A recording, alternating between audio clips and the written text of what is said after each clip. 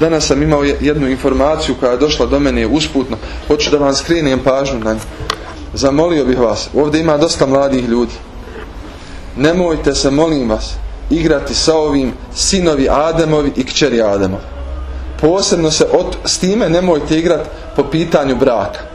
Nemojte, molim vas, Allahom vas dragim kunim, da vas iko vjerom obmanji.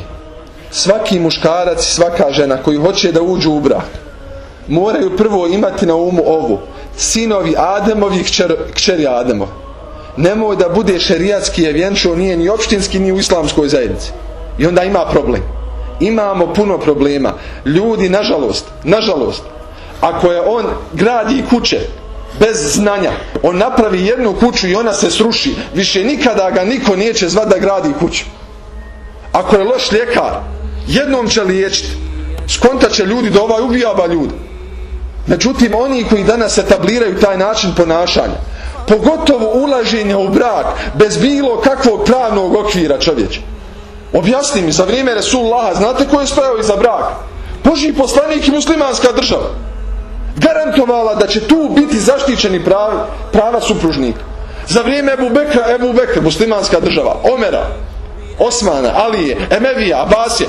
Ko danas garantuje? Ko ti danas garantuje?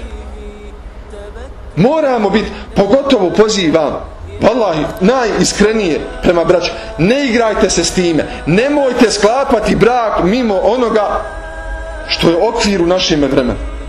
Nemoj da te neko tvojom vjerom da te obmani. Bujrum, jesi li iskren u nijetima prema, hajde, općinski ćemo se vjenčati šerijatski. Ako nećeš na taj način, ima neka šubha, šta hoćeš? U startu ima neka sumnja koja je namjer. I vjerujte, to je, suština su, evo ove dvije sintagme. Kćeri Ademovi sinova, bolan, zamisli da je redu, Allah da nas sve sačuva, zamisli da je tu tvoj brat ili tvoja sestra. Pa. Ne smijemo se s time igrati. Ja bih vas zamolio, Allah vam dragog, širite to među ljudima. Djevojke, razgovarajte, nemojte dozvoliti. Onaj ko ima iskren namjer, mladići, ispoštujte ono što jeste norma. Neka se djeca normalno sutra upišu u knjigu rođeni da su otac i majka bili u braku, ne u vanbračnoj zajednici, ljudi. Šta vam? Nemojte šerijatom, nemojte sami sebi da šerijatom dovodimo u obman. Allah dragi je to da ima puno tih problema. Ima puno ljudi koji to rade i koji sprovode te brakove i onda poslije dođe u tešku situaciju, kaže šta ćemo sad?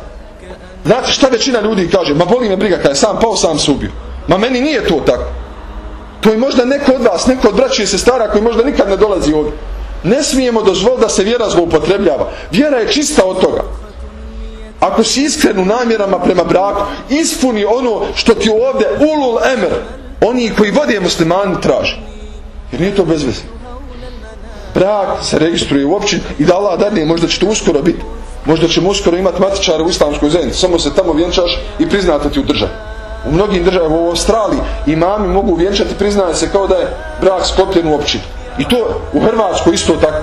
Znači možda će, ali nemojte dozvoliti, ima mnogo problema i meni je suštinski tu izazov, čovječe Boži, ona je kćer Ademov, ona je tvoja sestra, kako to kaže Hazreti Alija, ljudi su ti, kaže dvojica, ili brat i sestra u vjeri, ili brat i sestra u insanijetu, u ljudskosti.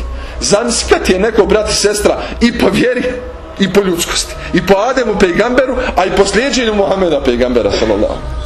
Nemojte, molim vas, širite to. Bilo ko da to radi, upozorite ga, ne igraj se. Ozbiljne zloupotrebe se desi. Nemamo instrumenta da zaštitimo. Ne znamo ni ko je, ni šta je, neki šejh, nešto, ovo. Bježite od toga. Bježite od toga. El mu'minu kejisun fatin, kaže Božji poslanik, vjernik i vjernica su oštroumni i pronicljivi. Nemojte biti naivni. Nemojte dozvoliti da nam se to dešava. Zaista molim Gospodara da nas zaštiti čitav umet Muhameda sallallahu alejhi ve sellem.